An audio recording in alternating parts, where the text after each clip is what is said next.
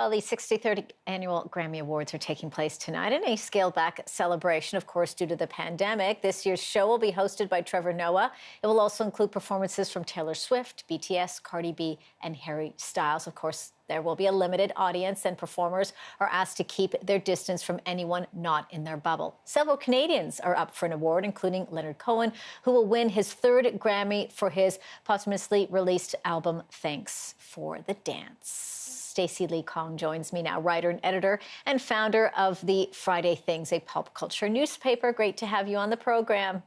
Thanks for having me. I am sure you were looking forward to what we're going to see tonight. Certainly something different than the typical Grammy Awards, but what can we expect for number 63?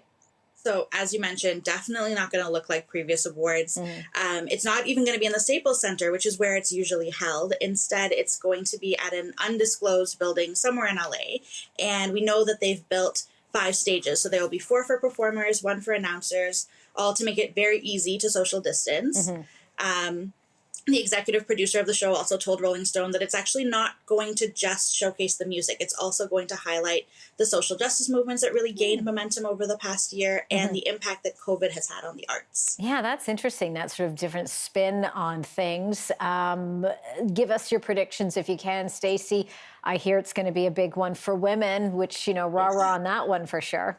For sure. So I think we're going to see Beyonce, Taylor Swift, and Megan Thee Stallion win awards tonight, for sure. So Taylor Swift's Folklore is up for Album of the Year, and she's the favorite to win. And if that does happen, that would make her the first woman to win Album of the Year 3 times. She also won for Fearless in 1989. And then Beyonce's Black Parade is the most nominated song of this year's awards. I think it's going to take home... Potentially, it could take home both Record of the Year and Song of the Year. And I always forget which is which, but Record of the Year is about production and Song of the Year is about songwriting. And then for Best New Artist, I think this is a complete no-brainer. It's Megan Thee Stallion for sure. Okay, well, we're going to keep a close eye on that. And of course, with every award show, there's always, as you say, controversies that'll pop up. We've certainly seen that now, this coming from The Weeknd, who has been very outspoken, famously snubbed, of course, this year and vowed to never return to the Grammys. What are your thoughts on that? So many people love his music. And, you know, I mean, should we, you know, is the controversy there? Should we take the controversy out of it? What do you think? I get where he's coming from, actually. So The Weeknd is in one of a very long line of artists who have criticized the show for lack of diversity, for like the behind-the-scenes politics of who gets nominated and when they get nominated. Drake has famously spoken out about the Grammys for years, and Zayn Malik actually came out this week and also criticized the Grammys for that sort of stuff.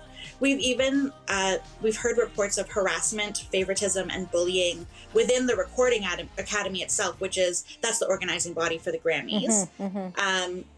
I also think, though, it's important to note it's not just about racial diversity. In December, Fiona Apple, who's up for 3 awards tonight, she criticized them. She criticized the Grammys for having Kesha perform "Praying," which was it's believed to be about her alleged abuse at the hands of Dr. Luke. And, you know, she performed to great fanfare. And then this year, Dr. Luke is actually nominated for, he produced Doja Cat's Say So under the pseudonym Tyson Trax. So a lot going on there. Yeah, a lot going on there. And I think, yeah, it's going to certainly change the conversation in terms of what we're going to look for. And I think, to your point, focusing on a lot of the messaging that we're going to see, not just with the performances, but those nuances in between.